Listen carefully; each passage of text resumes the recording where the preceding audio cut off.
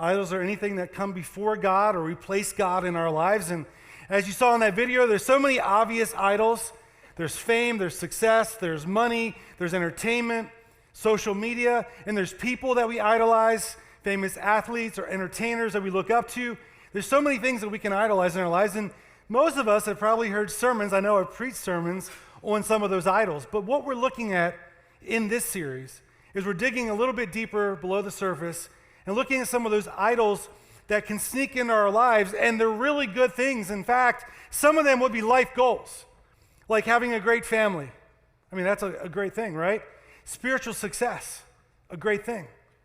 And today we're talking about the idol of people-pleasing, like pleasing people. Doesn't that seem like a thing that we should want to do in our life to some point?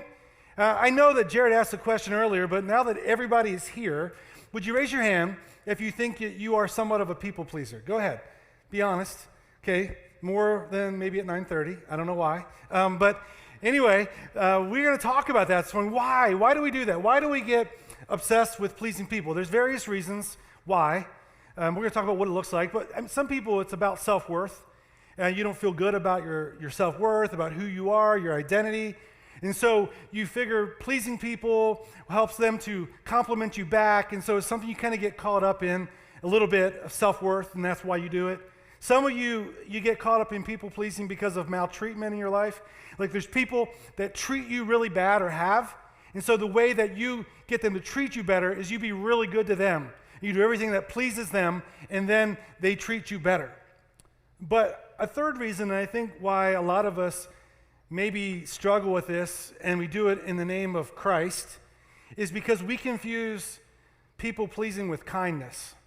And we think, you know what? Pleasing others is the Christian thing to do, right? I should do the Christian thing. And so I need to be kind because, I don't want people to know that I'm a good Christian, and I want to treat people with kindness in my life. And what happens sometimes when we get obsessed with it is we actually compromise our own values. And we also can be taken advantage of by people. So there's some reasons behind why we do it. But I want you to just look at a list with me. I'm going to share with you a list of what we call 10 signs that you actually are a people pleaser. And we're going to go through these real quick. They'll be up on the screen. So as we go through them, you can count up the number that you have that are an issue in your life. These are straight from the Psychology Today website, okay? So we're going to go through these real quick, and I'll explain what they are, and so you can say, okay, yeah, that's me. All right, so first of all, you pretend to agree with everyone. I mean, you listen politely to people's various opinions, and even when you disagree, you kind of just nod, and you're quiet, and you act like you agree with people. That's one. A second sign is this: you feel responsible for how other people feel. Now, sometimes, we realize, we should, that our behavior does influence others and their feelings, but thinking that you have the power to make somebody happy, that's a problem. You're not in control of everybody else's emotions, but you feel responsible for that. Here's a third sign. You apologize often.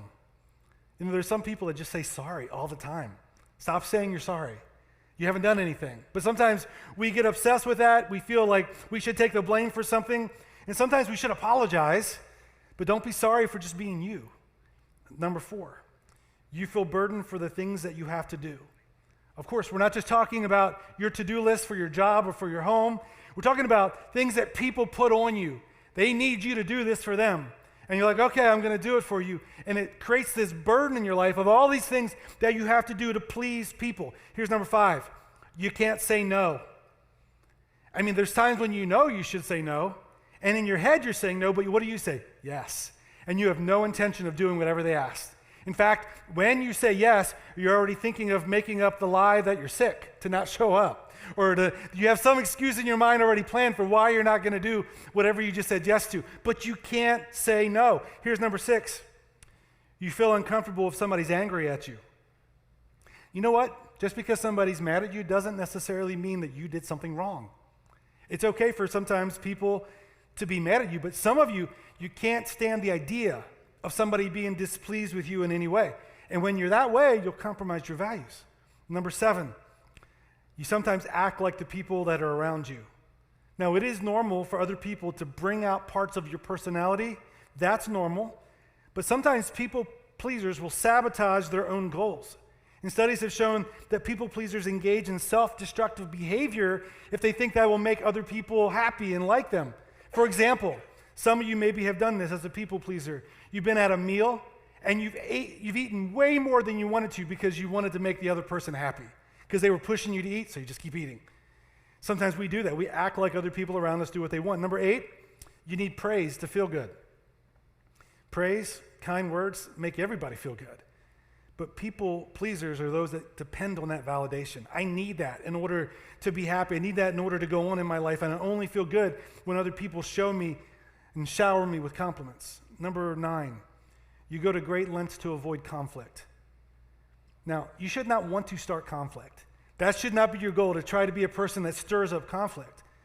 But a people pleaser is one that avoids conflict at all costs. And you don't stand up for the things that you believe in or the people that you should stand up for. And here's number 10. You don't admit when your feelings are hurt. You might struggle to form authentic relationships because you don't speak up. When somebody hurts your feelings, when you're angry, when you're sad, when you're embarrassed, when you're disappointed, you don't say anything. And what that does is cause your relationships to stay superficial. So I think on some level we all struggle with people pleasing. If you look at the list, I know some of you may say, I got all 10. You got a real problem. I know. But if you're like above 7 in that list, you have definitely a problem with people pleasing. As I talked this through with the staff this week, there was a few people that are like on the high end of people pleasing. There's a few of us that are kind of in the middle, maybe in that 3 to 6 range. And there was one person that was in the 1 to 2 range. I won't say his name. All right. But the truth is, as I look at that list, as you think about that, if you say, I don't identify with any of that, the truth is you might be a jerk. I mean, maybe nobody likes you either because you're not a very nice person. But I'm just kidding. But the truth is, we don't want to get wrapped up in those things, but we want to be honest about this as we get going today. If we don't admit it on some level that we struggle, then we're not going to improve, and we're not going to be the people God wants us to be. So, we're supposed to be like Jesus, right? So we're going to get into the story of Jesus a little bit here and look at how Jesus interacted. If you go into the Gospels, Matthew, Mark, Luke, and John, you read the stories of Jesus, you see Jesus was not obsessed with pleasing people. This was not the thing that Jesus was most worried about in his life. He loved people and he served people, but he wasn't all about pleasing people. Jesus didn't avoid confrontations. He didn't work hard to make sure everybody had the right impression of his behavior or of his words. And he never capitulated to authority figures and said, whatever you want, that's what I'm going to do. And one thing we know about Jesus is he was very principle-oriented. He knew what his mission was, and he was going to live by his principles. And I want to say this as we get going. It's almost impossible to be a principle-oriented people pleaser. Like if you have principles that you stand for, convictions that you believe about who you are and who God is and what the Bible says, there's going to be a point where you're not going to be able to please people.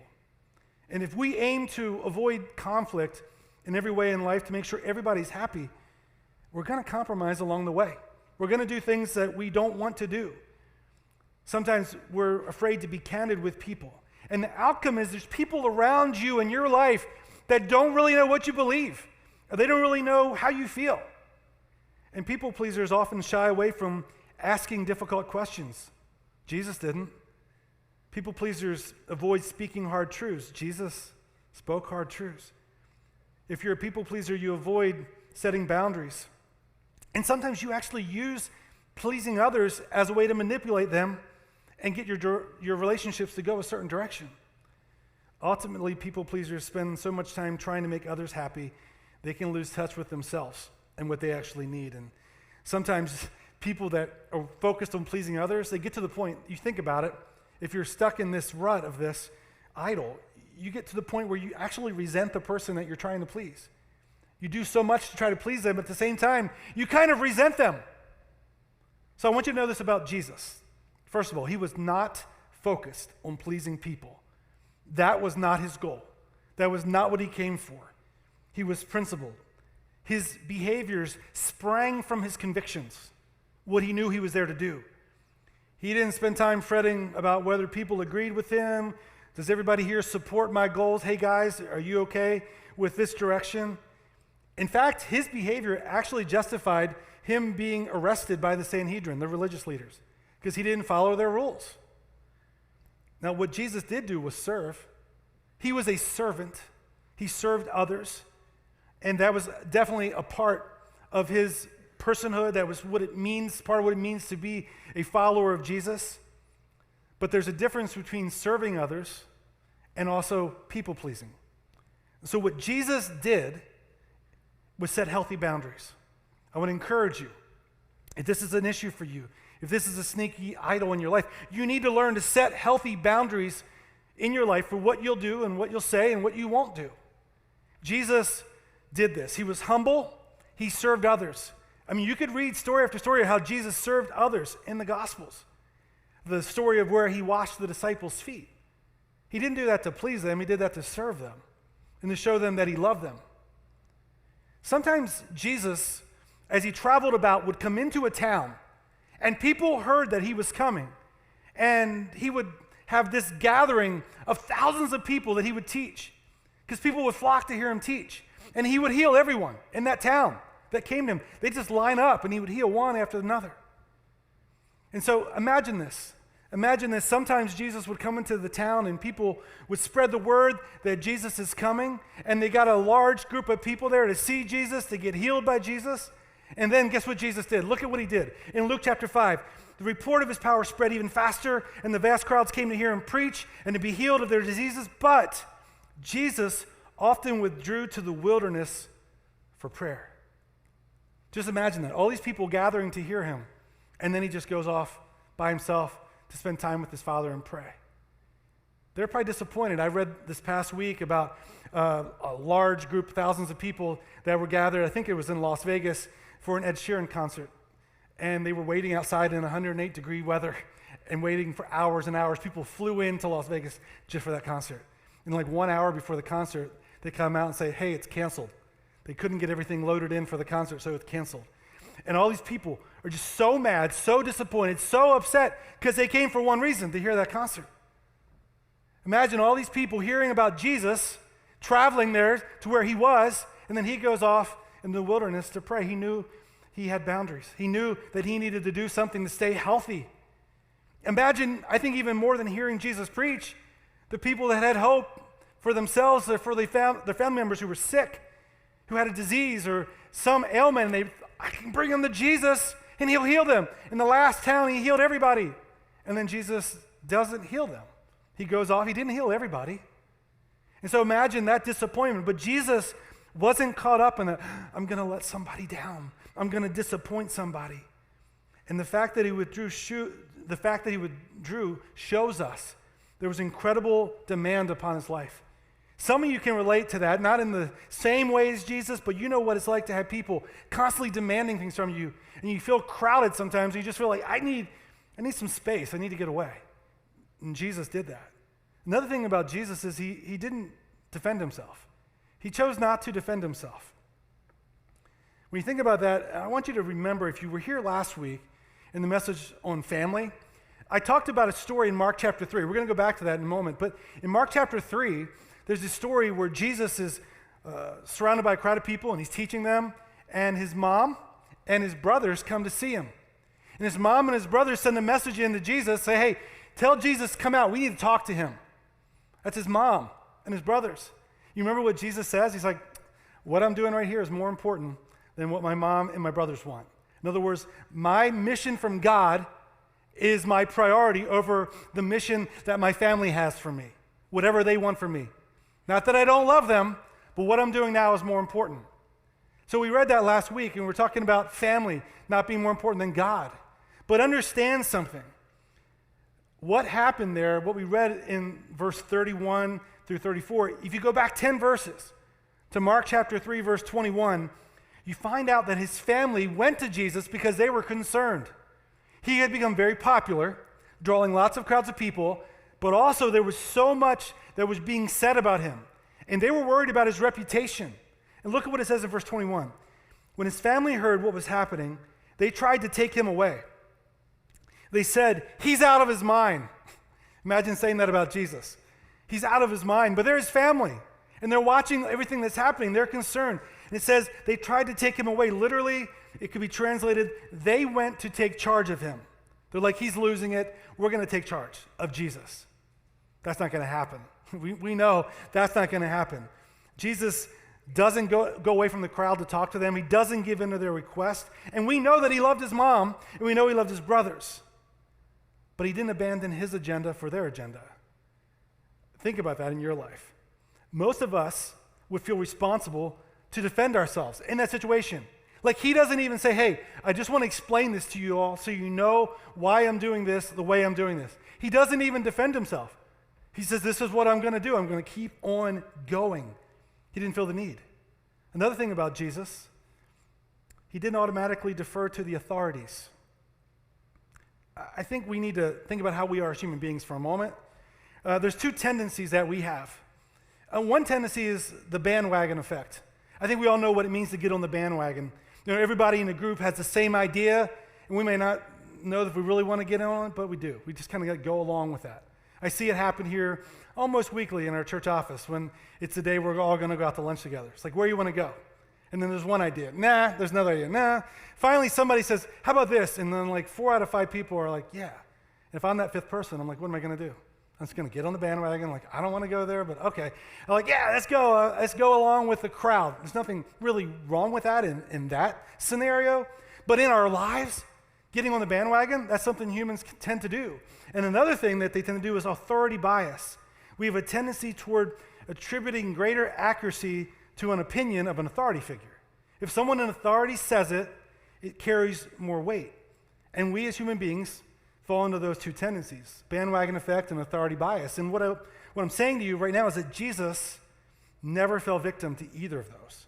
He didn't have either of those tendencies.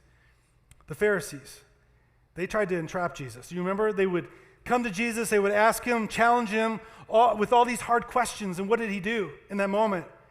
He questioned them back. He challenged them in public. When Pontius Pilate had Jesus on trial, and Jesus is facing capital punishment, death on the cross, what did Jesus do in that moment? Did he back down when he was questioned? Did he say, hey, please give me some leniency here, I don't want to go to the cross? Did he bow down to this ruler? No. He didn't give in to the authority. And he wasn't rude, he wasn't disrespectful, but he didn't allow people that were in authority to override the inner compass that he had, knowing what his convictions were. He didn't compromise. Sometimes we fall into that. As people pleasers, sometimes we fall over more important people. Like, oh, I got to do what they say because they're more important. What Jesus was doing here was important for us as an example on how he was not a people pleaser. But it was very important in that moment for the people that spent the most time with him, the disciples. Because when Jesus left the earth, he left the disciples there to take the message of the gospel to the world. We just finished a series this summer in the book of Acts. And we looked at all the things that the disciples did, planting church after church, and how they had to stand up against authority, and how they learned from Jesus how to do that with respect, but standing on their principles. I think you know where we're going with this today. We, as people today in this world, we need to focus on pleasing God more than pleasing people. This is something we all need in our lives. So besides this example of Jesus, which is a high example for us, right? We're like, oh, we're supposed to be like Jesus? Yep, that's what we're supposed to do. It's not easy, but let's look at another passage or two in the Bible. Let's look at a passage from the Apostle Paul. If you know anything about Paul, he was not a people pleaser. That was not his goal. In fact, we're going to look at 2 different letters that he wrote, 2 different parts, one in Galatians, one in Corinthians, but Paul started these churches, and he had a passion for these churches. And he writes this strongly worded letter to the church at Galatia. And what we read in this letter is that this church that he established was now abandoning some of the beliefs that they had. They were letting other people come in with these false ideas, false beliefs about God. And he was upset with them. Galatians chapter 1, verse 6. Imagine you're the leader of this church. You open up this letter from Paul. He says, I am shocked that you are turning away so soon from God. God called you to himself through the loving mercy of Christ. You're following a different way that pretends to be the good news, but is not the good news at all. You're being fooled by those who deliberately twist the truth concerning Christ. Man, that would hurt, right? If you were the leaders in this church and you get this letter from Paul, then he goes on and he says, let God's curse fall on anyone, including us, or even an angel from heaven who preaches a different kind of good news. He said, I say again what I've said before, if anyone preaches any other good news than the one that you welcome, let that person be cursed. Like, wow, Paul, you're coming on strong. Yeah, he was passionate. He wasn't about making them happy with his words. He was like, I'm going to tell you the truth. And then the way it ends, this passage, I want you to see these two verses. He said, obviously, I'm not trying to win the approval of people, but of God. And then this last portion. Some of you should make this your life verse. Some of you should write this out on a piece of paper and put it somewhere where you see it all the time, because this is something you need to learn in your life. If pleasing people were my goal, I would not be Christ's servant.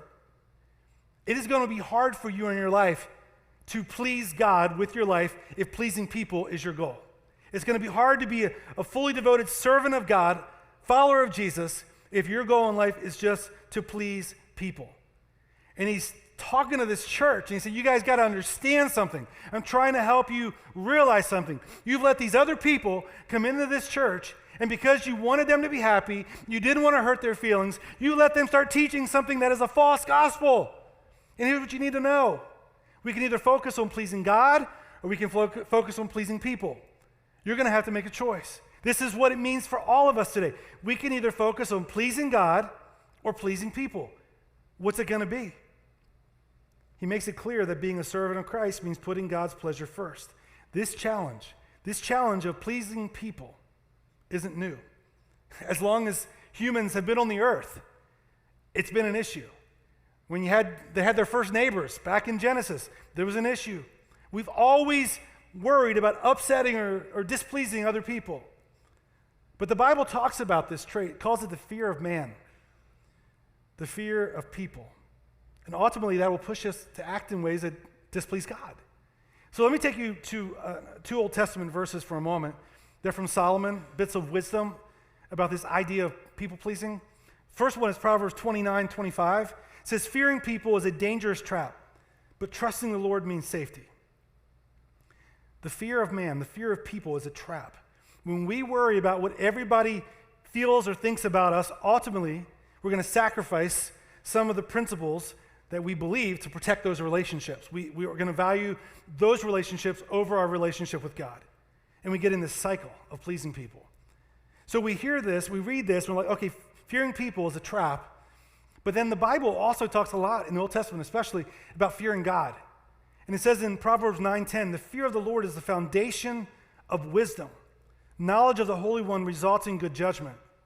So when the Bible talks about fearing God, I want you to understand something.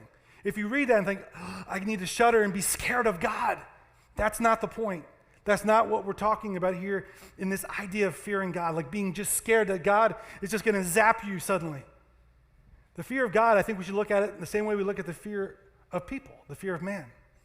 The fear of man, we're worrying about what do people think of us? How do they perceive us? Are they happy with us?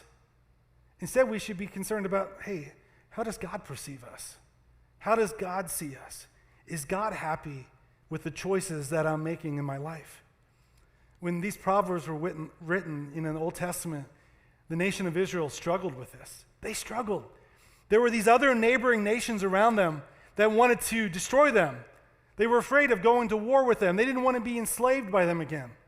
And so what the Israelites often would do is compromise what they believed to please these other nations. They would worship these gods of other nations at times just to please them, to get them off their back, rather than doing what God wanted them to do. They feared people more than God. But here's what you need to understand, and I think this is important. I think this is good news, because in this message, at this point, you could be thinking like, I don't want people not to like me. I don't want to just focus on God so much that people hate me. I don't believe that's going to happen. In fact, this is what I believe is true. When we decide to put pleasing God first, we will act in ways that ultimately make others happy. Ultimately, key word there.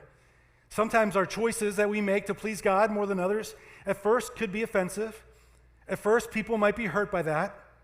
But in the end, when we're pleasing God, we're going to be treating people with respect. We're going to be demonstrating kindness, goodness, faithfulness.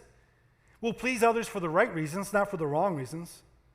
Our kindness is going to be an outward expression of our faith.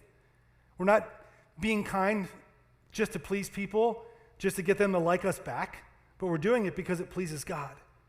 So the choice isn't between, am I going to make God happy or people happy? The choice is, am I going to prioritize God above everybody else? I think it's important, as we're having this discussion, to talk about the fact that it's kind of this narrow road in the middle here. We don't want to fall off into the ditch on either side. Because sometimes we fall off into the ditch of people-pleasing like we're talking about today, and that's very dangerous because you'll compromise your values, you'll compromise what you believe, it can lead to very sinful behavior. But the other side of the ditch is becoming this super argumentative person that's all about conflict, that doesn't care how they make people feel at all. That's not the answer either.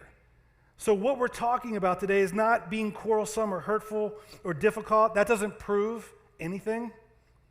If we truly want to please the Lord, people are going to see our humility and they're going to see our service. We're not going to try to avoid conflict, but we're not going to go stirring it up. And we're going to focus on being God-pleasing more than being people-pleasing. In this conversation, as we look at what Paul said, some of you love that verse, right? Like, if I'm going to be Christ's servant, I can't be a people-pleaser. Good. Now, Paul said that to the church at Galatia. Now I'm going to read to you what he said to the church at Corinth. And it almost sounds like he's contradicting himself. All right, so we're going to read that. He says in verse 31 of 1 Corinthians chapter 10, he said, whether you eat or drink or whatever you do, do it all for the glory of God. Don't give offense to the Jews or the Gentiles or to the church of God. He said, I too try to please everyone in everything that I do. Wait a minute, Paul. You just said you're not a people pleaser to this other church, and now you're saying, I try to please everyone in everything that I do. You're telling people that's the path? What are we doing here, Paul? What is going on? It's important to read the whole verse and read the rest, what comes next. Verse 33 said, I too try to please everyone in everything that I do, and I don't just do what is best for me, I do what is best for others, so that many may be saved. And you should imitate me just as I imitate Christ. So in this specific context, Paul was addressing something that was going on in the church at Corinth. So if you want to read later, read the earlier part of chapter 10 in 1 Corinthians. They were debating in the church whether or not it was okay to eat meat that had been sacrificed to an idol. So one of the things that happened in those days was they would take an animal and they would put it on an altar and burn it, cook it, and it would be a sacrifice for their sins. But they were doing this to false gods. And the people in that church were like, is it okay to eat that meat? And I see a nice ribeye there. I see some other good cuts. I'm like, is it okay to eat that meat? Because the people were debating it in that church. Was it wrong to eat meat that was sacrificed to a false god? This is the question. How many of you have been having this debate lately with some of your friends? Nobody here. Okay, so the point is not that we look at that story and think, well, that doesn't have any relevance to us. It actually has a lot of relevance to us. And as I wrap this message up, I'm going to give you 4 questions to ask yourself based off of this scripture. Based off of these verses from Corinthians that I just read, 4 questions that I think we need to ask ourselves that will help us to understand what this whole idea of people-pleasing means for us in our context. 4 questions. The first one is this: how concerned am I with me? When it comes to the idea of people-pleasing, Paul says, I try to please everyone in everything that I do, but there's this key phrase after that: not seeking what is best for me, or not seeking my own advantage. And the reason I'm asking this question is because so much of what we tend to do as people pleasers is because of what we get back from it. It's like, okay, if I do this for someone, they're going to be in my debt. I might have their approval. It might make me look better. I might earn some new opportunity or promotion. They might love me more. If we're striving to please people for the result that comes back to us, then it's wrong. Then it's a sneaky idol in our lives. If we're doing it just for the service of other people, then we're on the right track. So when we're people pleasing, we've got to ask this question: how concerned am I with me in this process? Here's number 2. What do I want most for this person? The person that I'm pleasing. What do I want most for them? Paul said, I try to please everyone and everything I do, not for my advantage, but for what? So that they might be saved. Like ultimately, that is our goal as believers, is to share the gospel of Jesus. And everything that I do, Paul's saying, I want it to draw people to Jesus. How much of our people pleasing is us wrestling with this idea like, man, if I do this for them, this might help them to come to know Jesus. This might help somebody to grow in their faith or to grow spiritually. So I'm going to try to please them so that they'll grow in their faith.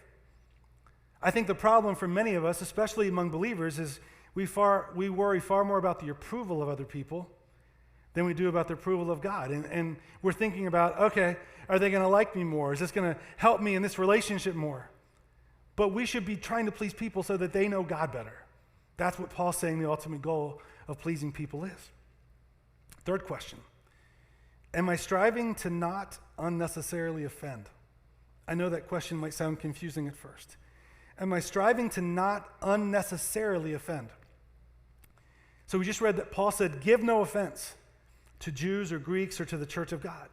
Saying, I try to please everyone. Don't unnecessarily offend people. Don't offend people. So with the meat, the whole question of, can I eat this meat or not eat this meat? He said, if eating that meat offends the people that you're with, then don't eat the meat. But if the people that you're with don't care and they're okay with it, then eat the meat. Simple. Sometimes people ask me about alcohol for Christians. Is that okay? Like the Bible's very clear that drunkenness is a sin. We need to avoid that. It can destroy your life. But when it comes to whether or not you're allowed to have a drink or not, I look at it this way. Is it going to offend somebody? Is it going to take somebody and put them on a course where it could cause them to go down the road of drinking in their life? And could it be a stumbling block in their life? Are they offended by it? If they're offended by it, then don't do it. Limit yourself for the sake of other people coming to know Jesus. To the best of our ability, though, don't let something that you say or do be the reason that somebody rejects Jesus. Now listen, some people are offended by the story of the gospel. Some people are offended by Jesus and the cross. Let them be offended by that. But don't be a person that says, you know what, I want them to be offended by me. Don't do things that unnecessarily offend. And then the fourth and final question, who gets the glory? Who gets the glory? I think the real distinction between ungodly people-pleasing and God-honoring people-pleasing, it's all about glory. In the verses we just read, Paul said, whether you eat or drink or whatever you do it all for the glory of God, not for your own glory. You don't do it, you don't please people because what it's going to bring back to you. You please people because it's going to point people to God. It's going to bring glory to God. So you say, man, is people pleasing a sinful thing? It just depends. Is it an idol in your life? Has it snuck into your life to the point where you care more about people being pleased with you than God? And it's sneaky, right? Sometimes you don't even realize it, that it's happening. But you need to evaluate that, honestly. Ask yourself these 4 questions that we just put up on the screen. Ask yourself these questions when it comes to these issues in your life. So when we come into a service like this and we hear a sermon like this, it's not just for us to nod and say, okay, that's good, I checked the box, great. But it's for us to look into our lives and look in the mirror and say, okay, is this a problem for me? And if it is, in any way, take a moment, as we're going to pray in a moment, take a moment and just pray and say, God, you know me, you know my heart, you know how I fall into this. And sometimes it's for the right reason, maybe sometimes it's not. God, reveal more to me so I realize it. Help me to stop. And God, give me the power and the strength to do that. So I'm going to ask you, would you pray with me right now? The band's going to come back on the stage. We're going to have a closing song. But before we sing, before we get back into worship, I just want you to take a moment and pray. With your head bowed, your eyes closed. Just begin your prayers to say, God, thank you so much for your love for me and my life. God, you know me, you know my struggles. God, you know how sometimes I get wrapped up in people-pleasing. Just talk to the Lord about it. Say, God, I acknowledge it today. I repent of it. I realize it's wrong. I realize I'm doing some of those things for the wrong reasons. God, help me to be focused primarily, more than anything, on pleasing you, on bringing pleasure to you, that you're happy with the way I'm living my life. Lord, help me to stop compromising my beliefs. Help me to stop giving up my principles that I stand on when I'm in situations. Lord, help me to stand up for what I truly believe. Lord, help it to be all about bringing glory to you with my life. Lord, thank you for loving me. God, thank you for the privilege I have to know you and serve you. And God, we ask you to be magnified through us. Let your glory would be seen to the world by the way that we live our lives for you. I pray this in Jesus' name. Amen.